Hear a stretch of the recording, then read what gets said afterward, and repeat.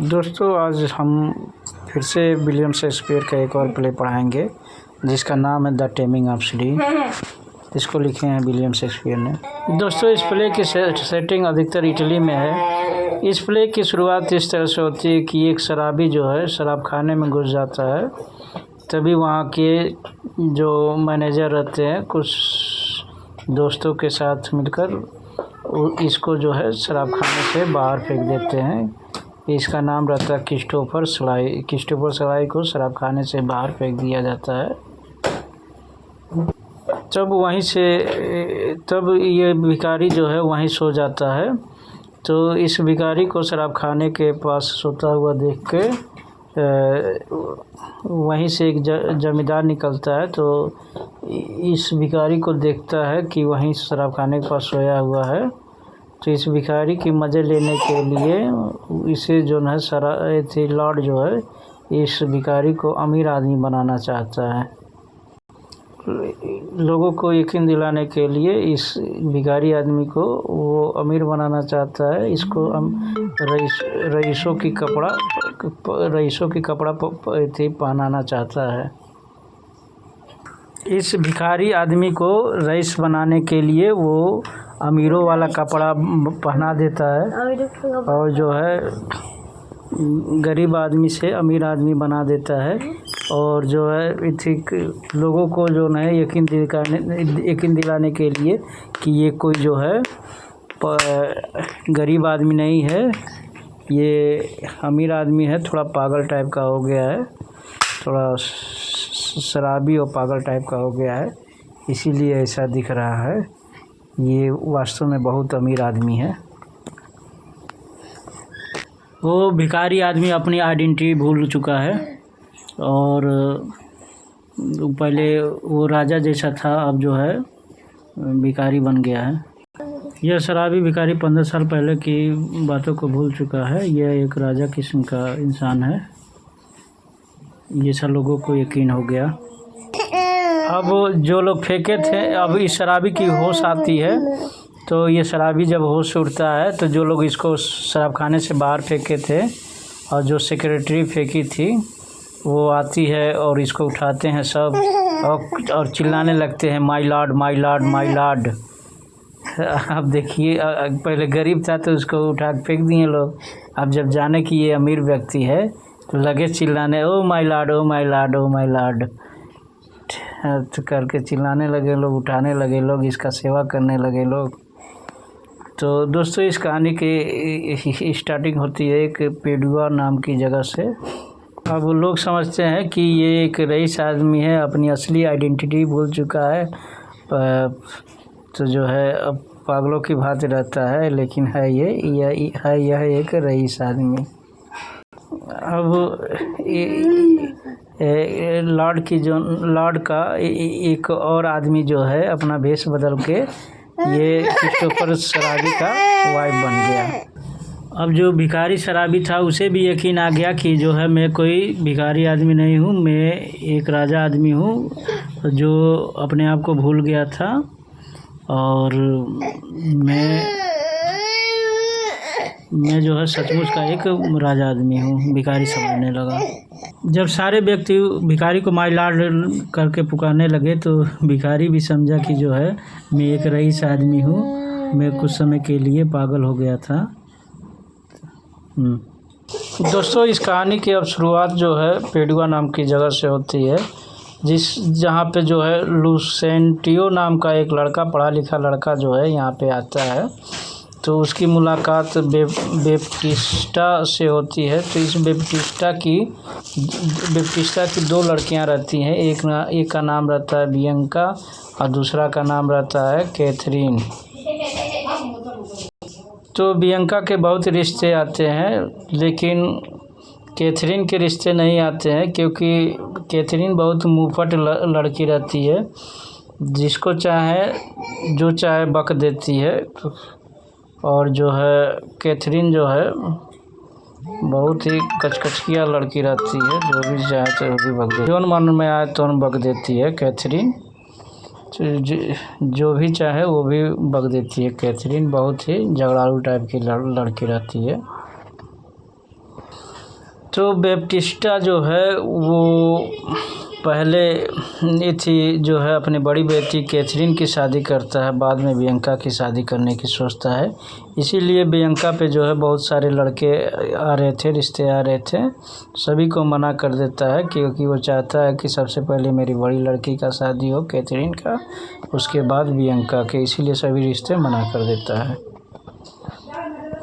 अब लुसेंटो आता है तो जो बियंका को देखता है तो इसको भी, लुसेंटो को भी पहले ही नज़र में बियंका से प्रेम हो जाता है। तो अब लुसेंटो जो है अपने सर्वेंट के कहने से अपना वेश बदल के बियंका के पास जो है टीचर के रूम में चला जाता है। तो दोस्तों अब यहाँ पे जो है एक आदमी की एंट्री होती है जिसका नाम रहता है पेट्रिचो यहाँ पे आता है अपने सर्वेंट के साथ, सर्वेंट का नाम रहता है रोमियो। अब इस पेट्रिचो का एक दोस्त रहता है जिसका नाम रहता है हार्टेंसियो। तो हार्टेंसियो जो है पेट्रिचो को अवगत कराता है, सलाह देता है कि तुम जो है कैथरीन से शादी न करना, मतलब बैप्टिस्टा की जो बड़ी लड़की है कैथरीन, उससे शादी न करना, क्योंकि कैथरीन बड़ा मुँह फूफट लड़की है, हमेशा बकबक करती है, तुम्हारा ज़िंदगी बर्बाद हो जाएगा, झूठ मूठ की लड़ाई भी करती है, तो हमेशा टेंशन में रहोगे, तो उससे शादी मत करना, तुम जो है बियंका से शादी करना, ये सलाह देता है उसका दोस्त। अब पेट्रिचो कहता है अब तो मैं इसी लड़की में इंटरेस्टेड हूँ, मैं कैथरीन से ही शादी करूँगा। जो इसका दोस्त था हार्टिसो, पेट्रिचो का जो दोस्त था हार्टिसो, वो भी जो है बियंका के चक्कर में आया था कि इसी बहाने मेरी शादी बियंका से हो जाए। ये भी जो है बियंका को पसंद करता था। तो हार्टिसो भी अपना एक म्यूजिक टीचर के रूप में भेष बदल लेता है। अब बियंका और कैथरीन इन दोनों बहनों में लड़ाई चल रही थी। अब तीनों आते हैं यहाँ पे, लुसेंटियो, पेट्रिचो और हार्टेंसियो, जिसमें पेट्रिचो ने भेष नहीं बदला था, लेकिन लुसेंटियो और हार्टेंसियो जो है भेष बदल लिए रखे थे, टीचर बन गए थे, तो ये सब भेष बदल के आए थे। अब पेट्रिचियो जो है इस कैथरीन के बाप बैप्टिस्टो से बात करता है कि मैं जो है कैथरीन से शादी करूँगा, तुम और अकेले में बात करता है कैथरीन के पिताजी के से कि बताइए आप जो है अपनी लड़की का शादी कर रहे हैं तो दहेज कितना देंगे। तो कैथरीन से शादी करने के लिए वो राज़ी तो हो जाता है, लेकिन बदले में दहेज की मांग करता है। जब कैथरीन उससे मिली तो जो है कैथरीन जो है पेट्रिचो को पसंद नहीं करती थी। कैथरीन जो है उसके साथ बड़ी अड़ियल टाइप का बिहेव किया, बहुत हेट टाइप का, घृणा टाइप का बिहेव किया, लेकिन जो है पेट्रिचो टस से मस नहीं हुआ। पेट्रिचो को जान रहा था कि मैं इस अड़ियल लड़की को एक न एक दिन सुधार दूंगा। अब बैप्टिस्टा जो है अपने लड़की के बारे में बता रहा है कि लड़की जो है मेरी बहुत ही मुँह फुपट है, जो इच्छा वो बोल देती है बिना सोचे समझे, तो तुम शादी मत करो। लेकिन जो है पेट्रिचो कहता है नहीं, मैं तो इसी से शादी करूंगा और आपकी लड़की को एक न एक दिन सुधार दूंगा। तो उसके पिताजी कहते हैं कि ठीक है, तुम जब शादी करने के लिए तैयार ही हो गए हो तो शादी कर लो और बजाओ नगाड़े, मैं तो मना कर रहा हूँ, लेकिन तुम जब खुद ही जो है कुआं में कूदने चाह रहे हो तो कूदो, हम इसमें मेरा क्या गलती है। मैंने तो तुमको समझा बुझा दिया कि मेरी लड़की से शादी मत करो, क्योंकि वो बहुत ही बहुत ही कचकचिया है, लोलार है, इसलिए जो है शादी मत करो। लेकिन तुम खुद ही चाह रहे हो तो बजाओ नगाड़े, मैं तो शादी कर ही दूँगा। तो इस तरह से कैथरीन और पेट्रिचियो की शादी हो जाती है। अब बियंका की शादी का सवाल था।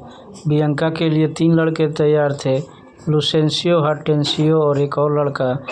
तो जो है इसके पिताजी ने ये तय किए कि मैं सबसे धनिक लड़का लुसेंसियो से जो है बियंका की शादी कर देता हूँ। अब दोस्तों शादी वाले दिन जो है शादी का सब चीज़ तैयार हो गया, मंडप वगैरह सब चीज़ सज गया। उसके बाद से शादी के लिए जो है पेट्रीचो आया नहीं, तो सभी लोग घबरा गए। फिर जो है बाद में जो है पेट्रीचो लेट से आया तो बड़ा उटपटांग कपड़ा पहन लिया था, अच्छा कपड़ा नहीं पहन के आया था। तो वो कहा लोग क्या सोचते हैं सोचने दो, मैं तो अपने आप में ही सही हूँ। फाइनली अब शादी हो जाती है पेट्रीचो और कैथरीन की। तो जो है पेट्रीचो जो है अब जो है वो तुरंत जो है पेट्रीचो चाहता है कि कैथरीन मेरे साथ चले। तो लोग कहते हैं अरे पहले खाना तो खा लीजिए। तो पेट्रीचो कहता है नहीं मैं खाना नहीं खाऊंगा, मैं अपनी दुल्हन को लेके जा रहा हूँ। कैथरीन जो है रुकना चाहती थी, लेकिन जो है पेट्रीचो जो है कैथरीन को खींचकर अपने घर ले गया। अब जो है पेट्रीचो जो है कैथरीन को अपने घर लेते आया और कैथरीन जो भी कुछ बना रही थी तो उसमें कुछ न कुछ पेट्रीचो कमियां निकाल दे रहा था, ये कमी है वो कमी है, और इसको कैथरीन को खाने तक नहीं दे रहा था। चूँकि जो है पेट्रीचो जो है एक लेसन पाठ सिखाना चाह रहा था कैथरीन को, कि जो है इसको सबक मिल जाना चाह रहा था, इसको सुधारना चाह रहा था, इसीलिए ये सब ऐसा बर्ताव कर रहा था। खाना तो दूर, इस कैथरीन को सोने तक नहीं दे रहा था। अब कैथरीन को जैसा पेट्रीचो कुछ खाने नहीं दे रहा था, तो कैथरीन ने पेट्रीचो की सर्वेंट ग्रूमियो से कहा कि तुम मुझे खाने के लिए कुछ डिश लाओ। तो ग्रूमियो ने जो है खाने के लिए कुछ टेस्टी डिश ले आए, लेकिन टेस्टी डिश ले आया तो सही, लेकिन जो है तो कैथरीन के कहने पे ग्रूमियो ने तो जो है टेस्टी डिश ला दिए, लेकिन ग्रूमियो ने भी कैथरीन को खाने को कुछ नहीं दिया। ग्रूमियो भी जो है पेट्रीचो जैसा व्यवहार कर रहा था। अब पेट्रीचो जो है इसको बहुत परेशान करने के बाद जो है कुछ समय बाद जो है इसको खाने के लिए मीट लेके आता है, लेकिन ये मीट तब तक इसको नहीं देता है जब तक कैथरीन इसको थैंक्स न बोल दे। पेट्रीचो कहता है मैं तुम्हारे खाने के लिए मीट लेकर आया हूँ, लेकिन इसके बदले कैथरीन तुम मुझको थैंक्स बोलोगी, नहीं तो ये जो मैं मीट लेके आया हूँ इसको वापस होटल में भिजवा दूँगा। तो कैथरीन को मजबूरन जो है पेट्रीचो को थैंक्स बोलना ही पड़ता है। इसके बाद वो जो है इसको मीट खाने को देता है। दोस्तों अब जो है कैथरीन की छोटी बहन बियंका की शादी होने वाली है। तो कैथरीन की छोटी बहन बियंका की शादी जो है लुसेंसियो से होने वाली है, जबकि जो दूसरा युवक था हॉर्टेंसियो उसने एक विडो से शादी कर ली है। अब जो है बियंका की शादी के लिए जो है कपड़े सिलने के लिए टेलर को बुलाया जाता है। तो फिर जो है कैथरीन का भी कपड़ा दिया जाता है। फिर जो है पेट्रीचो कहता है अरे जो है तुम्हारे पास जो कपड़े हैं वही सही हैं, झूठ मूठ में सिलवा रही हो, इन्हीं कपड़ों में पहन के चलना। तो दोस्तों अब ये पेट्रीचो और कैथरीन जो है बियंका की वेडिंग पार्टी के लिए जो है जाने के लिए रवाना होते हैं। जब पेट्रीचो, कैथरीन और पेट्रीचो के सारे सर्वेंट जो है वेडिंग पार्टी बियंका की शादी में जाने के लिए रवाना होते हैं, तो पेट्रीचो जो है कैथरीन से बोलता है ये देखो ये सूरज जो है ये चंदा है। तो जो है कैथरीन भी जो है कहती हाँ आप सही बोल रहे हैं, ये चंदा ही है। माने वो जो है इसके हाँ में हाँ मिलाती है, कैथरीन जो है इसके हाँ में हाँ मिलाती है, इसके विरुद्ध नहीं जाती है, जो कहता है वो है बस उसी में हाँ मिलाती है कैथरीन। फिर जो है कहता है कि यह बूढ़ा आदमी कितना सुंदर दिख रहा है। तो कैथरीन भी कहती हाँ बहुत सुंदर दिख रहा है। अब जो भी बात वो कहता है सभी बात में हाँ मिलाती है कैथरीन। अब पेट्रिचियो जो है, जिस आदमी को बूढ़ा कहा था कि बूढ़ा देखो कितना सुंदर दिख रहा है, तो जो है वो बूढ़ा आदमी कोई और नहीं, लुसेंसियो का फादर था। तो जो है लुसेंसियो के फादर को पता चल गया कि ये सब हमारे जो है लड़के की शादी में जा रहे हैं, तो ये लुसेंसियो का फादर भी इन लोगों के साथ घुल मिल गया। अब दोस्तों जो है ये बियंका से शादी करने के लिए लुसेंसियो को एक शर्त रखी गई थी कि इस शादी में गवाह के रूप में तुम्हारे फादर की ज़रूरत है। लुसेंसियो को लग रहा था कि मेरा बाप इस शादी में नहीं आएगा, तो लुसेंसियो ने एक मर्चेंट व्यापारी को कुछ पैसे दे के अपना बाप बना लिया और जो है इस शादी में इनवाइट किया हुआ है कि यही मेरा बाप है। लेकिन इसका लुसेंसियो का असली बाप तो इन लोगों के साथ आ रहा था, कैथरीन के साथ आ रहा था, पेट्रिचियो के साथ आ रहा था, उसके सर्वेंट के साथ आ रहा था।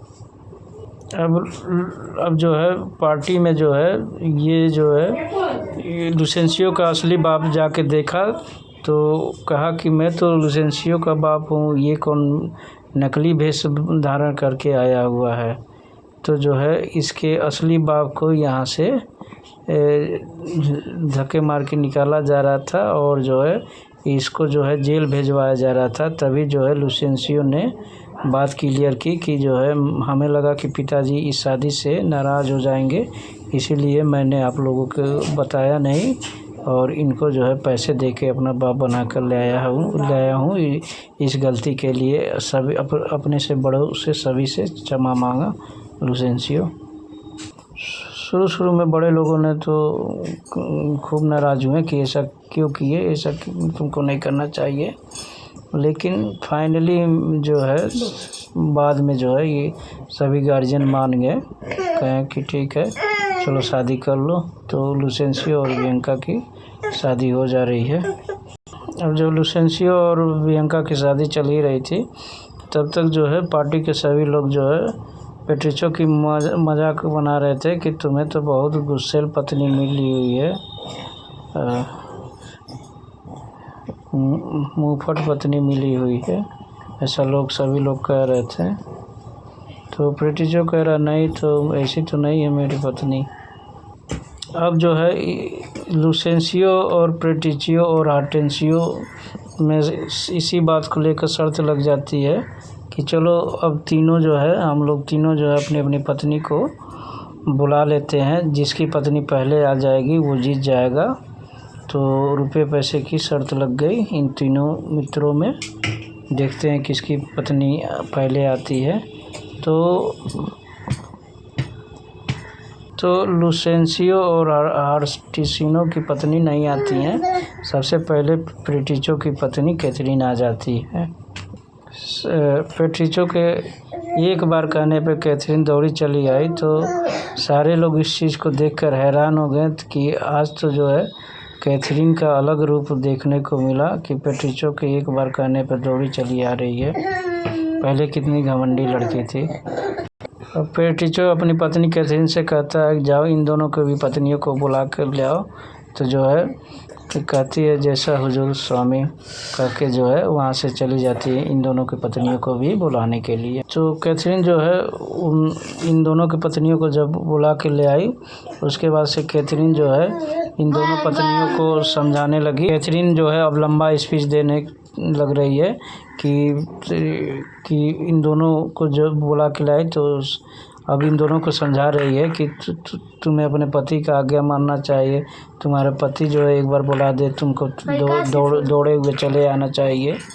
ये सब जो है इन सब को सिखा रही है। तो सभी पार्टी के लोग देख के हैरान हो जा रहे हैं कि जो है कैथरीन कितनी बदल गई है। कैथरीन को इसके पति ने कैसे सुधार दिया है। पहले तो ये बहुत घमंडी थी, बहुत मुंहफट थी, सबसे लड़ जाती थी। अब किस तरह भीगी बिल्ली बन के जो है जो इसका पति कह रहा है वो बात मान रही है। अब जो है ये सब लंबा स्पीच देने के बाद से कैथरीन और पेट्रिचियो सोने चले गए। फिर इससे ये साबित हो गया था कि पेट्रिचियो जो है कैथरीन पर काबू कर लिया था। हाँ, अब जो है पेट्रिचियो जो है कैथरीन पर काबू कर लिया था। दोस्तों, द टेमिंग ऑफ द श्रू का मतलब ही है झगड़ालू पत्नी पर काबू करना। तो कैथरीन बहुत झगड़ालू पत्नी थी, कैथरीन बहुत झगड़ालू लड़की थी। उसको पेट्रिचियो नामक पति पाकर वो पेट्रिचियो ने उसको सुधार दिया और कैथरीन सुधर गई। और द टेमिंग ऑफ श्रू का मतलब ही है झगड़ालू पत्नी को सुधारना। दोस्तों, इस तरह से पेट्रिचियो जो है अपने झगड़ालू पत्नी कैथरीन को काबू में करके उसको सुधार दिया और उसके बाप को दिखा दिया कि देखो तुम्हारी बिगड़ल लड़की को मैंने किस तरह सुधार दिया। तो दोस्तों, जो है ये स्टोरी पसंद आई तो कमेंट में लिखिए कि किस तरह जो है आप लोग अपने पत्नी को काबू में करेंगे।